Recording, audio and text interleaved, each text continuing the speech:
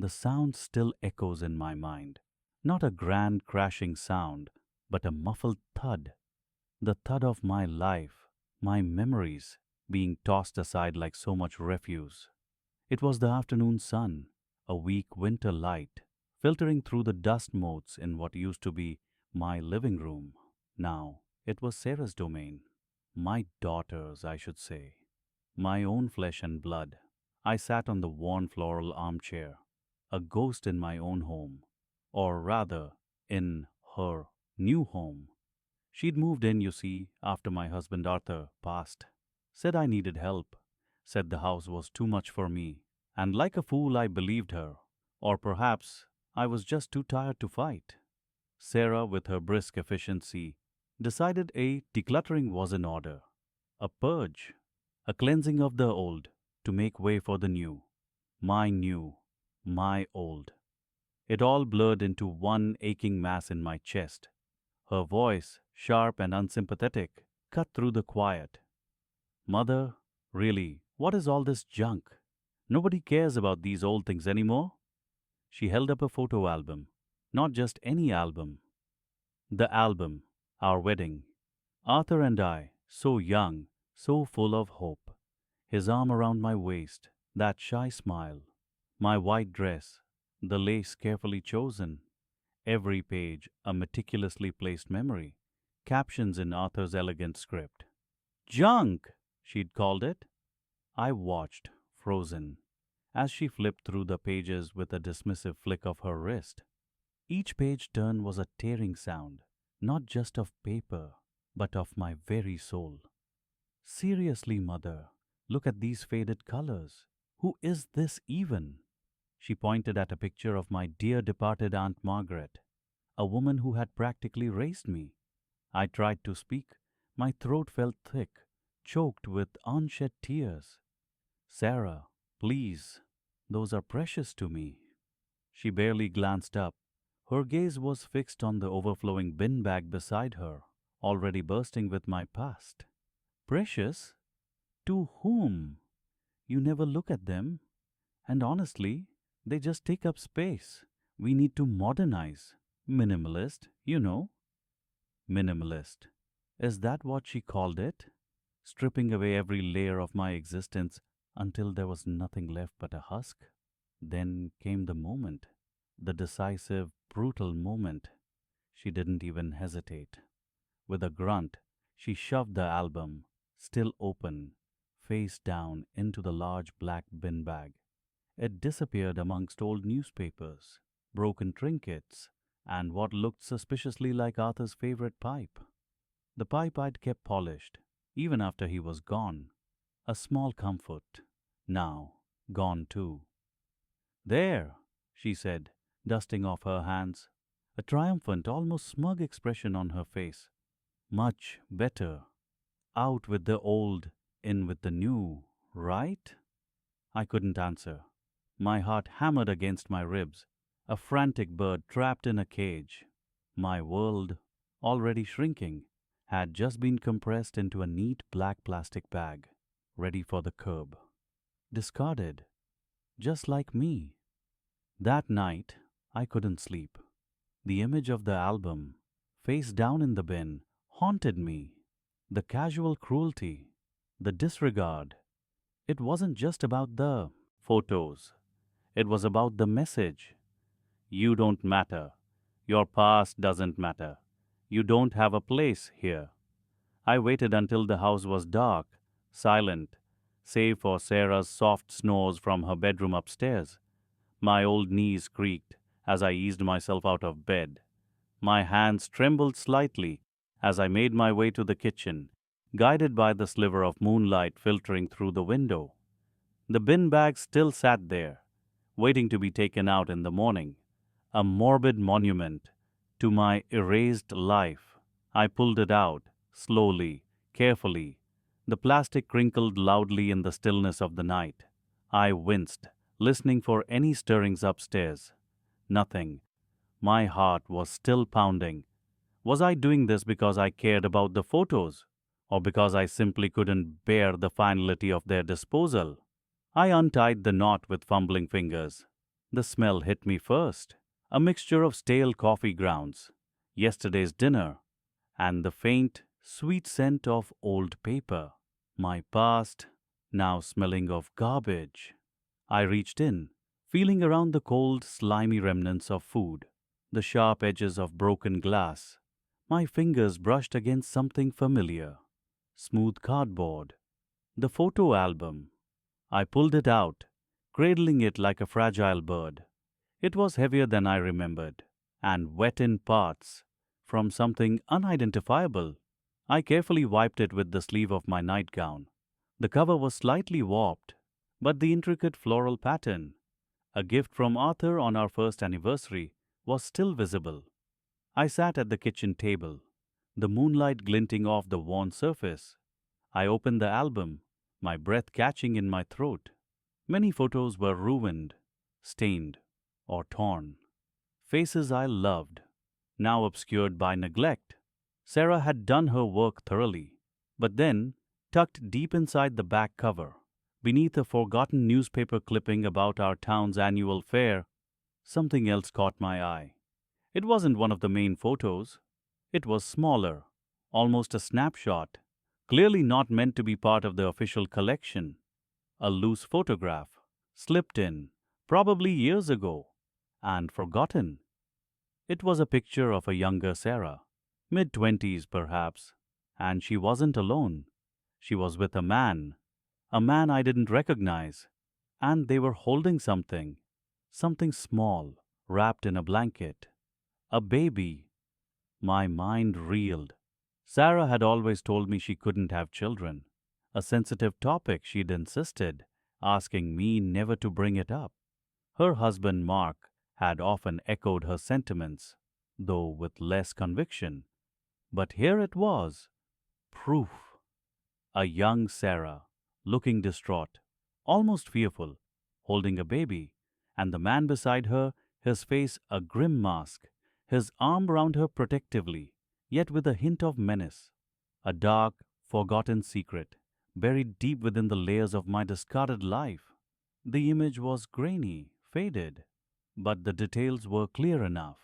The distinctive pattern on the baby's blanket, the small, almost invisible scar above the man's left eyebrow, the unusual ring on Sarah's finger, a gift from her late great aunt that she'd sold years ago, claiming it was worthless.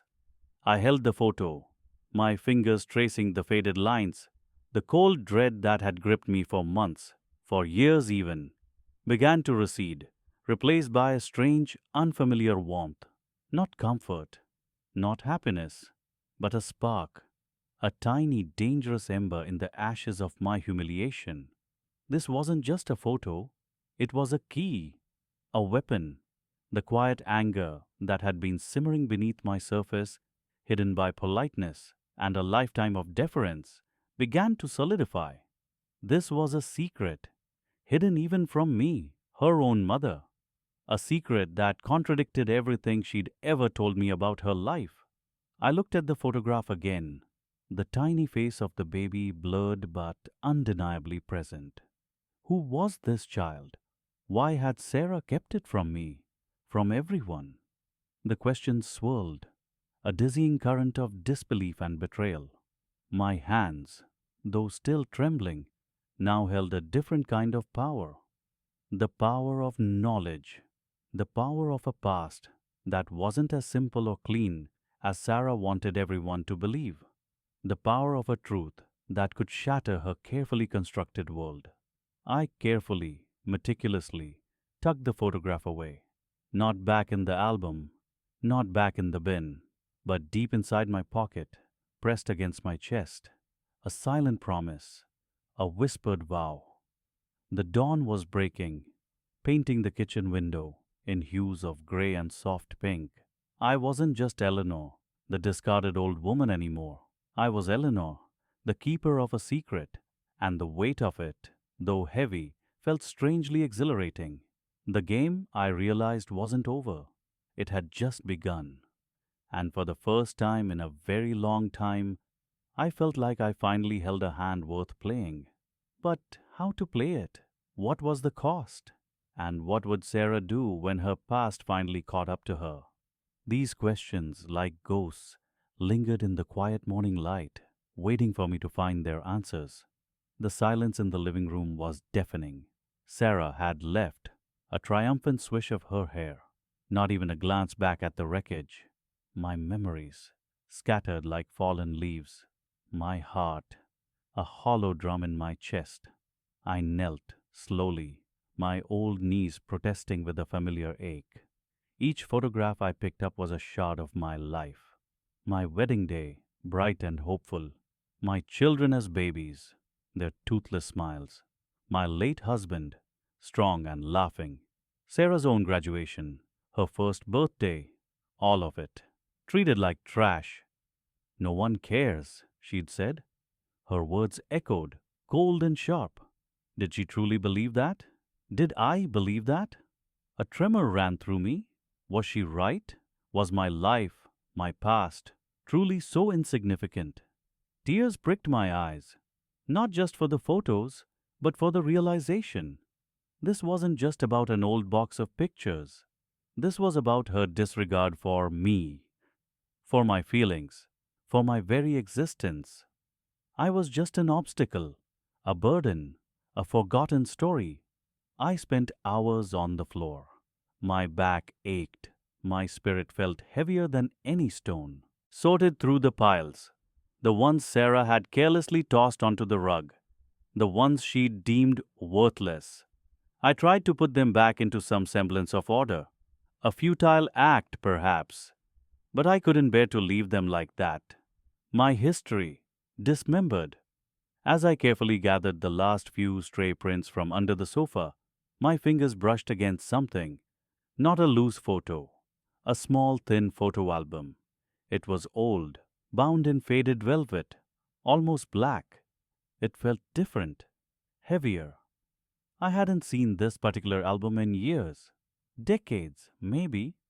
It had been stored away, tucked behind heavier scrapbooks in the attic. How it ended up on the living room floor, among the discarded, I couldn't say.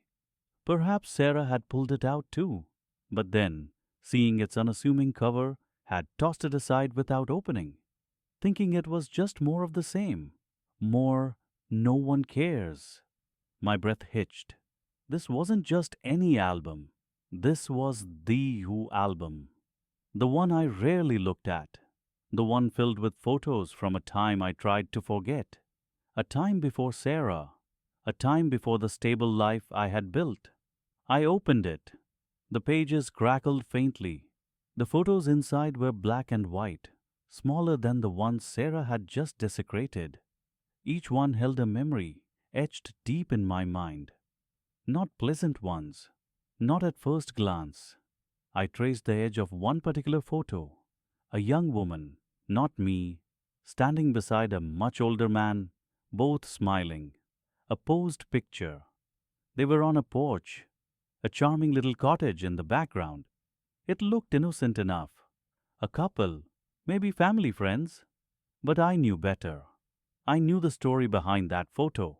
A story I had buried so deep, I almost believed it no longer existed. A secret, a quiet scandal, hushed and forgotten by everyone but a handful of people. And one of them was me. I remember the day that photo was taken.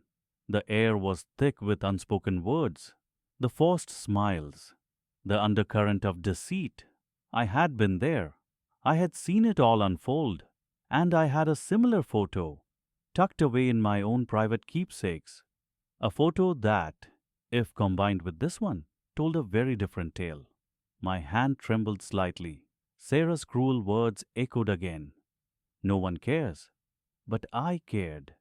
And now, this forgotten album, this single, unassuming photograph, had resurfaced. Like a ghost from the past, it lay in my hands. A forgotten key. A cold calm settled over me. The despair, the crushing grief began to recede, replaced by something else, a quiet resolve, an icy clarity. Sarah thought she had stripped me bare, stripped me of my past, my dignity, my voice. She thought my memories were nothing but dust to be swept away. She was wrong. This photo, this specific, seemingly innocuous image, it wasn't just a memory, it was a truth, a hidden truth she knew nothing about, a truth that could shake her perfect, self serving world to its foundations. I closed the velvet album, not with anger, but with a strange sense of power. It felt heavy in my hands now, not with sorrow, but with purpose. This wasn't about revenge in the petty sense. This was about reclaiming my story, reclaiming my worth. I looked around the room, the scattered debris of my life. Sarah had made her statement. Now it was time for me to make mine, not with shouts, not with tears, but with the quiet, undeniable power of truth. The memory associated with that photo began to unspool in my mind, details I hadn't thought about in years. The date, the location, the people involved, and most importantly, the secret. Sarah's secret. I knew what I had to do. The plan was not fully formed, but the first step was clear. I needed to understand the full weight of what I held. I needed to piece together the fragments. Every single detail. I picked up the velvet album and cradled it carefully. It was no longer just a collection of old photos. It was a loaded weapon, a silent promise. Sarah had discarded my past, but she had inadvertently handed me the very tool to expose hers. The quiet resolve hardened into something unbreakable. I would not be swept aside. I would not be forgotten. And Sarah, my daughter, would learn that some memories, some truths, refuse to stay buried. No matter how much she wanted to believe, no one cares. This one, I promised myself, would make her care deeply. I sat there, the album in my lap, feeling the chill of the evening seep into the room. The house felt vast and empty, but I no longer felt small. I felt something else, a flicker of strength, a dormant fire, rekindled.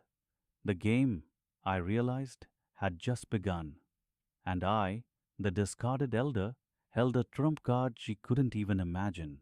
The old photo albums lay scattered around me, not neatly stacked, but piled like refuse, just as Sarah had left them, each one a wound, each picture a ghost, my own life tossed aside. I picked up the red leather album first, the one from our trip to the coast. Sarah, a little girl, beaming by the waves, so innocent, so full of joy, before the hardness settled in her eyes, before she learned to discard. I turned the pages slowly, my fingers tracing the faces. My late husband, Robert. Strong hands, a kind smile. We were so young then, believed in forever, believed in family.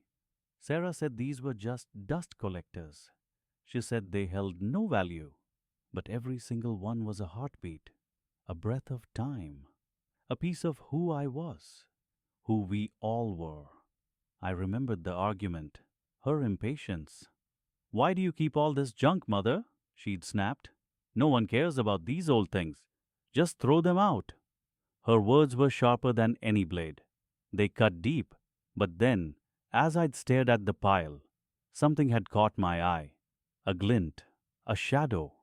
In one particular photo, a small, seemingly insignificant detail. I found it now. The photo from the summer fair.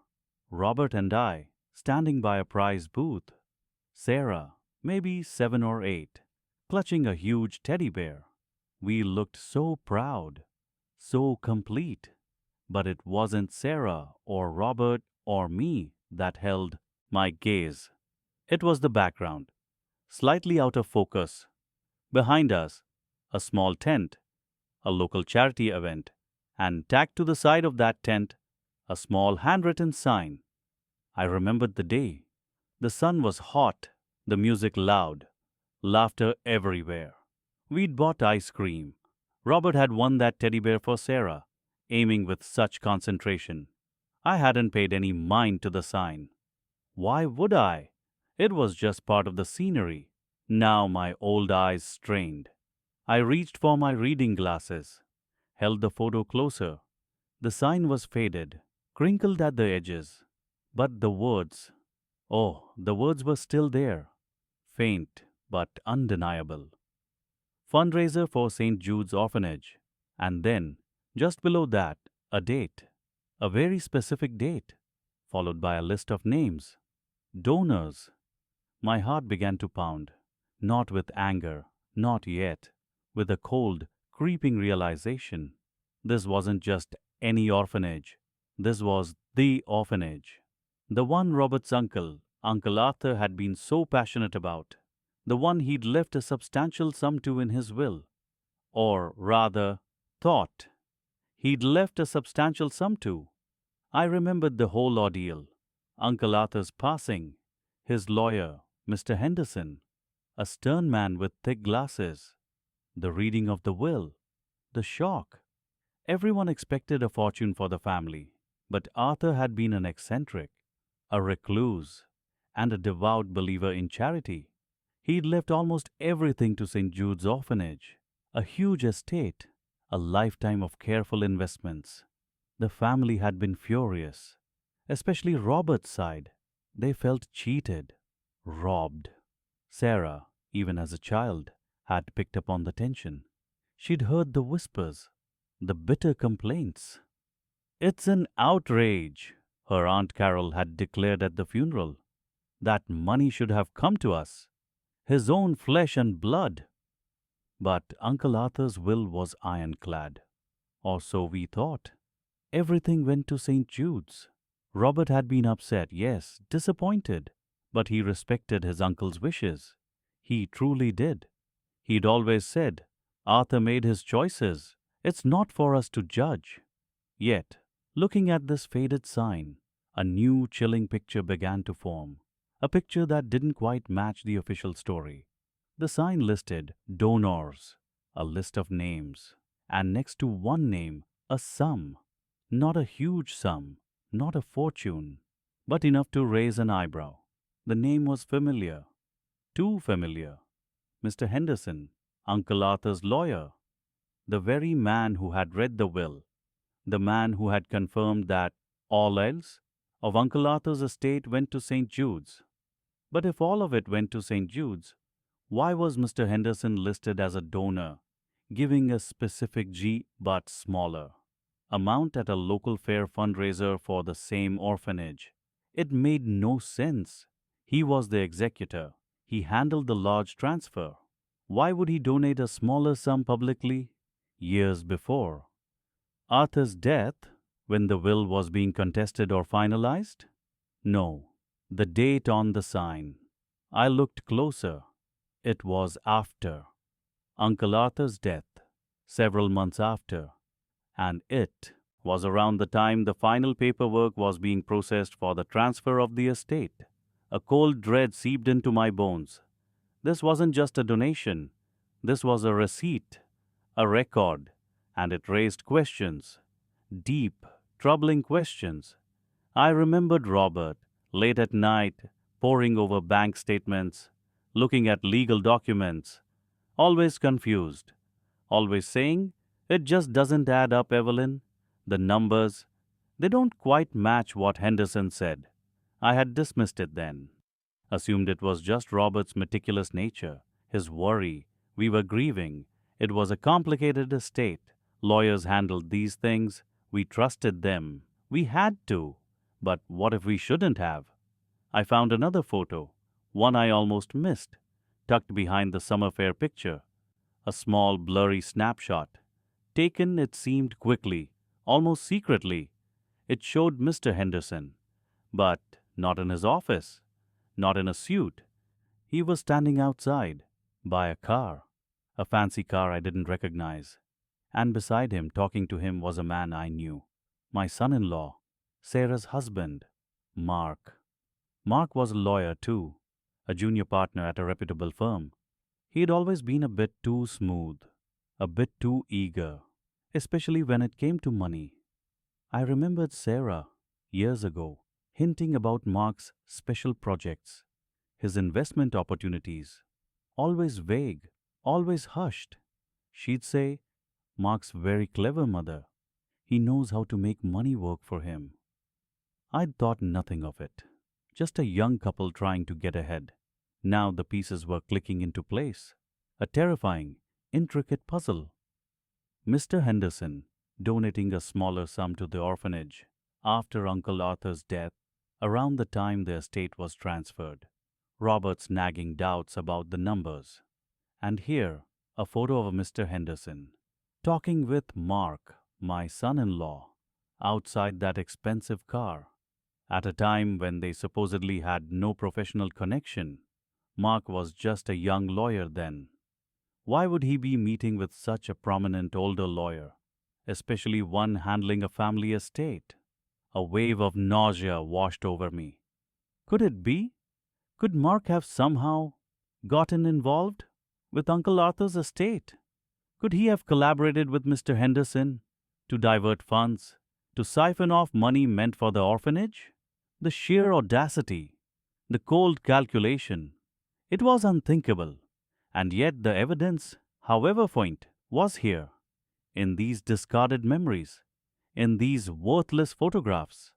My hands trembled, not from weakness, but from a surge of unexpected energy, a quiet fury. Sarah had laughed at my memories, scoffed at my sentimentality, called my life's archives junk. She had discarded these photos, not knowing what secrets they held, not knowing that in her haste, her arrogance, she had handed me the very weapon I needed. I spent the rest of the evening sifting through the remaining albums, not just looking for clues now, but for confirmation, for any corroborating detail. My mind raced. Recollections, dormant for years, now sprang to life. Conversations overheard, small gifts received, unexplained trips, everything seen through this new, chilling lens. I remembered a sudden splurge of wealth from Sarah and Mark shortly after Uncle Arthur's estate was settled. A new car, a lavish holiday. Sarah had brushed it off as Mark's smart investments finally paying off. I had been happy for them, blindly happy. The pain intensified, not just for myself, but for Robert, for Uncle Arthur, for the children at St. Jude's orphanage, who might have been denied their rightful inheritance. This wasn't just about my photos. This was about justice, about dignity, about exposing a betrayal far greater than simply discarding my memories. I carefully gathered the crucial photos, the one with the fundraiser sign, the blurry snapshot of Henderson and Mark, and a few others that now, in retrospect, seemed to capture suspicious moments or timelines. My daughter had thrown away my past, but in doing so, she had unwittingly opened a window into her past, a dark window. I needed to be careful. I needed to be smart. I couldn't confront them without proof, solid proof. The photos were a start, a powerful, emotional start. But I needed more. I needed to connect these faint clues to something undeniable. My quiet home felt different now, no longer a place of solitude, but a strategic command center. My mind, once clouded by loneliness and a sense of being disregarded, was now sharp, focused. Tomorrow I would begin, not just to remember, but to investigate, to reclaim. I looked at the pile of discarded albums one last time. Sarah thought she had erased my past. She was wrong. She had merely handed me the tools to reveal hers. And it would not be a pretty picture. It would be the kind of truth that shatters worlds. And I was ready to show it. The old photo sat on my bedside table, a silent sentinel. Every day I looked at it, not with sadness anymore, not with the old ache. Now it was with a cold, steady resolve. The image of the abandoned summer camp, the faded date, the small, almost imperceptible figure lurking in the background. It all screamed one truth, Sarah's truth. She had built her life on a foundation of sand, on stories she'd polished until they shone, blinding everyone. But this photo, discarded and overlooked, was the grain of grit in her perfect pearl. It was the proof, the undeniable, inconvenient proof. My hand trembled slightly as I picked up the magnifying glass again. My eyes, though dimmed by age, were sharp now, sharper than they had been in years. I traced the outline of the figure, the slight tilt of the head, the distinctive jacket. It was her, Sarah, and she was not supposed to be there. Not that day, not with that person. This wasn't just about a forgotten summer. It was about the lie she had told, the alibi she had fabricated, the narrative she had spun to avoid consequences. Consequences that had fallen on someone else. Consequences that had silently simmered, affecting us all, though we never knew the full extent. Until now, I thought of her scornful face, the way she had swept my memories into the bin. No one cares, Mom. It's just old junk. Her words echoed. Oh, how wrong she was. Someone cared. Someone remembered. And that someone now held a key. My plan wasn't born of malice, but of a deep, bone-weary exhaustion with deceit. I just wanted the truth. For myself. For the family. For the legacy that was being twisted and tainted. The opportunity came, as they always do. Sarah called, bubbly and condescending. Mom, darling, I'm organizing a family brunch next Sunday. Just a little get-together. You'll be there, won't you? It's been ages since we all sat down properly. A little get-together. A performance.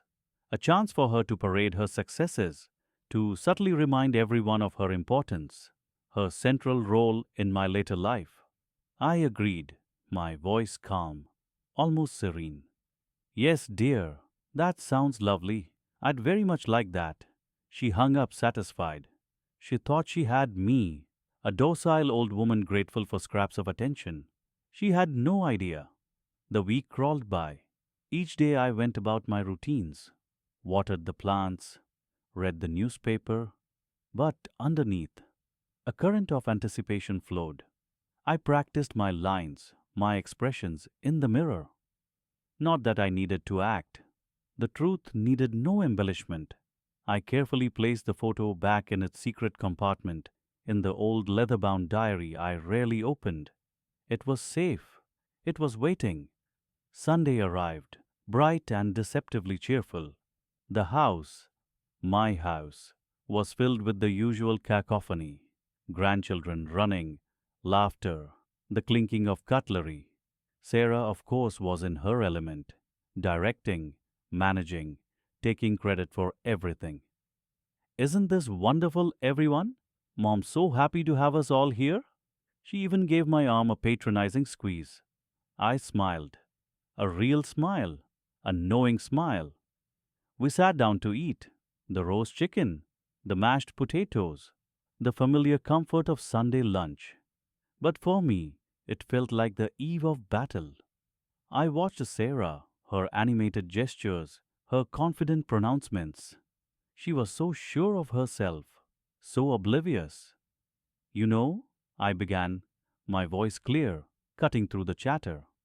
I was doing some tidying the other day, going through old things. Sarah, mid-sentence about her latest charity event, paused. Her eyes flickered towards me, a hint of impatience. Oh, Mom, again with the tidying. You know I can help you with that.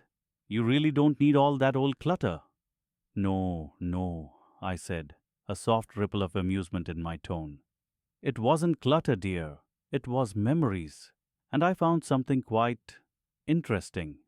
My other daughter, Emily, looked up, intrigued. My son, Robert, shifted in his seat, always wary of family drama.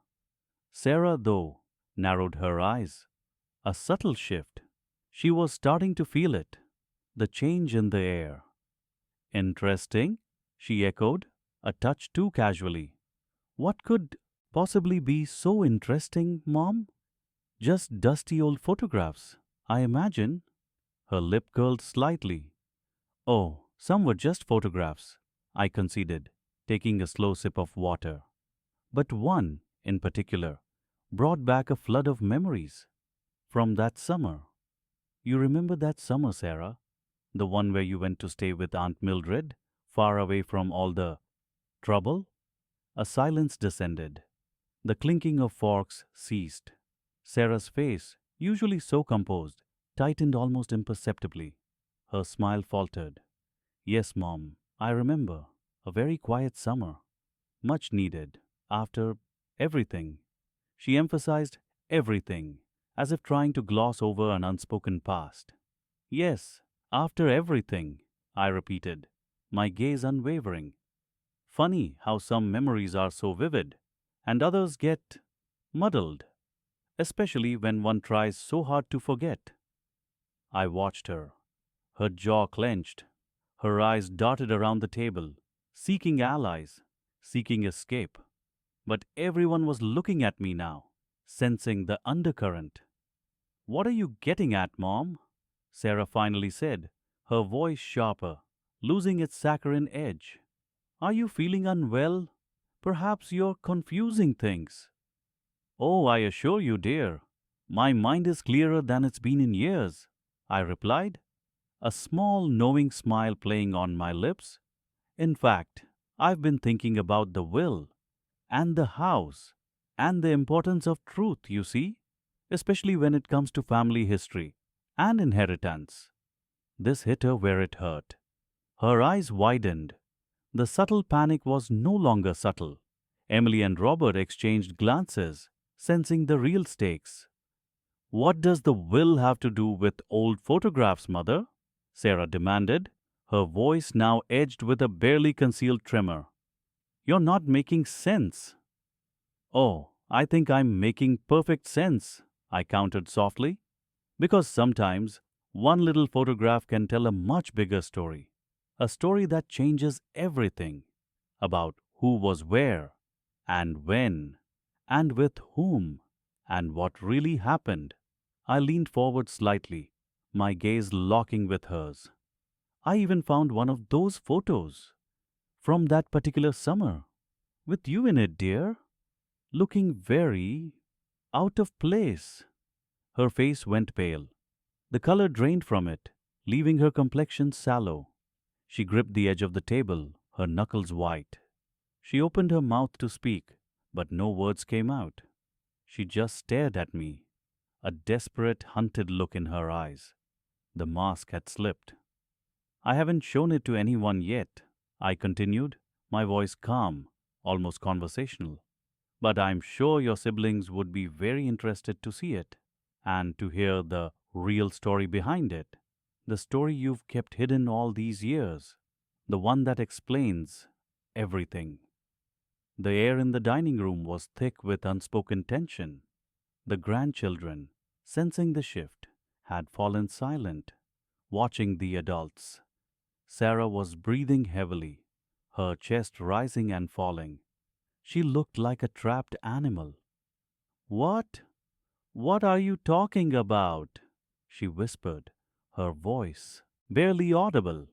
I simply held her gaze, my eyes conveying all the years of pain, the quiet suffering, the recent betrayal, and now the unshakable certainty of justice. I think you know exactly what I'm talking about, Sarah, I said, my voice dropping to a low, firm tone.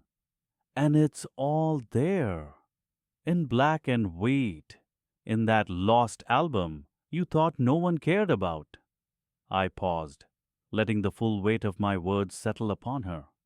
The photo was still hidden, but its shadow now loomed large over her carefully constructed world. Perhaps, I added, looking around at Emily and Robert, we should all have a talk, a very honest talk, about family history and about what is truly important. Sarah's eyes darted between me and her siblings, a flicker of raw fear igniting within them. She knew, she finally knew, that her secret was no longer safe, and that the quiet old woman she had so carelessly dismissed was about to turn her world upside down. The game, I realized, was finally afoot. I held the old ledger in my hands. The paper felt fragile, almost crumbling. My heart hammered, a drumbeat against the silence of the room. This wasn't just a ledger, this was the truth. It was tucked behind that faded photograph of Aunt Clara, nestled in the ornate album Sarah had tossed aside. No one cares, she'd sneered.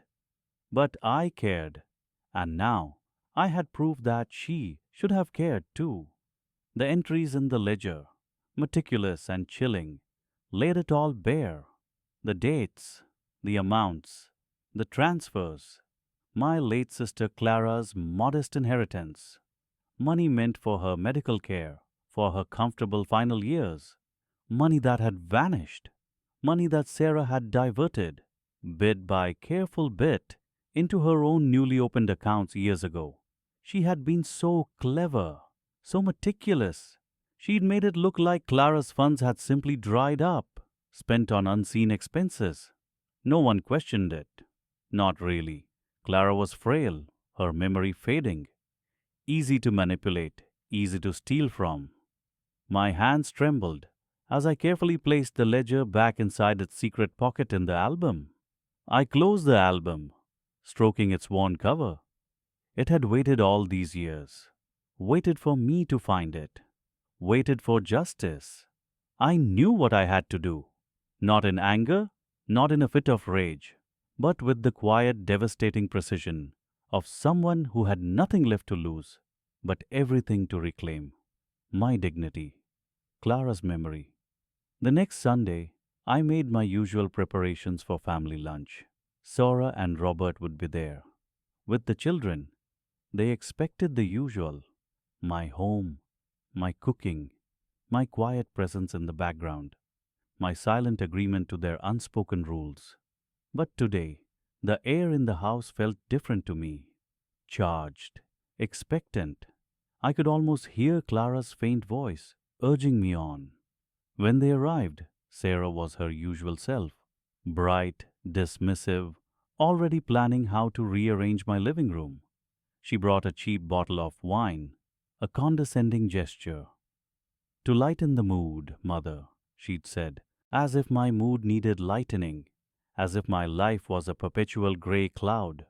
Robert tried to be polite, but his eyes followed Sarah's lead.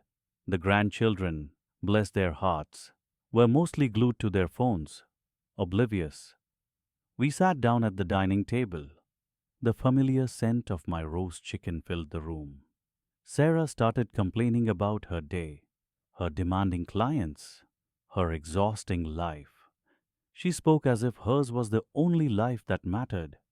"You know, mother," she said, cutting into a piece of chicken with a flourish, "you really should consider downsizing. This house is far too much for you. All these old things, they just collect dust, takes up so much space." Robert nodded, chewing slowly.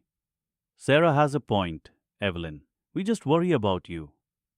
"Worry about what, Robert?" I asked, my voice calm, almost unnervingly so. My gaze fixed on Sarah. She laughed, a brittle, dismissive sound. "Oh, you know, falling, forgetting things, all the usual. We just want what's best. A nice little apartment, maybe near our place. We could drop by more often." The unspoken was clear. "So we can keep an eye on you, control you." I took a slow sip of water. "I appreciate your concern, dear, but I'm quite content here. My memories are here." Sarah rolled her eyes. "Memories. Mother, those are just things. Clutter. We talked about this. No one cares about old junk.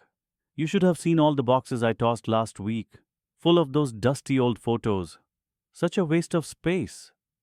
A silence descended. The clinking of forks on plates suddenly sounded loud. I put down my glass. "You know, Sarah," I began, my voice clear and steady, "I was actually going through some of those dusty old photos you so helpfully discarded."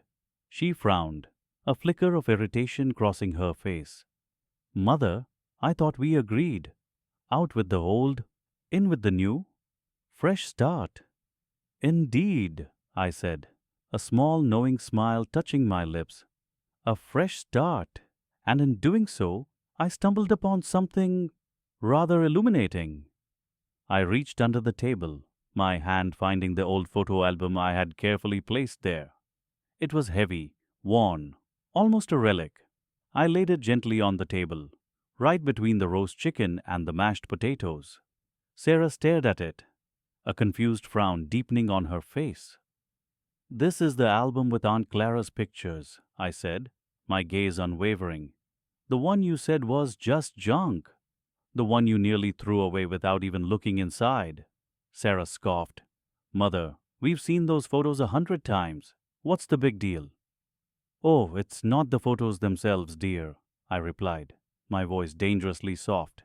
"Not entirely. It's what was hidden within them."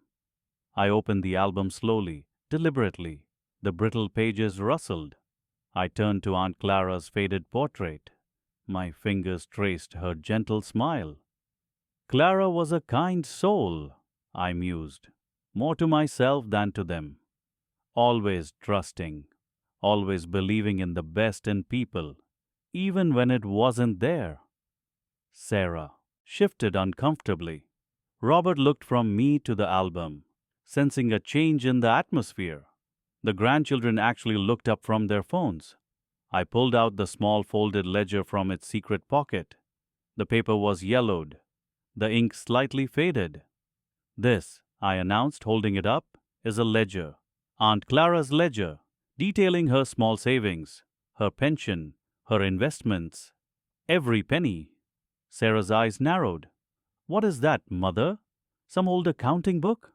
Honestly, you can be so melodramatic." Her voice was still dismissive, but I detected a hint of unease. "It details everything," I continued, ignoring her, "right up until her final days. And then the entries stop, the funds vanish, almost as if by magic." I laid the ledger open on the table, facing Sarah. "But it wasn't magic, was it, dear?" She stared at the pages, her face paling. The color drained from her cheeks, leaving her looking stark and vulnerable. "What? What are you talking about?" she stammered, her voice losing its edge. "I'm talking about these entries, Sarah," I said, my finger tracing a line on the page. "These transfers, small amounts at first, then larger ones, from Clara's account to yours." Robert gasped, a sharp intake of breath. He leaned forward, his eyes fixed on the ledger. "Sarah, what is this?" Sarah frantically shook her head. "No, that's not true. It's an old book, Mother. You're confused. Clara spent her money. She was ill."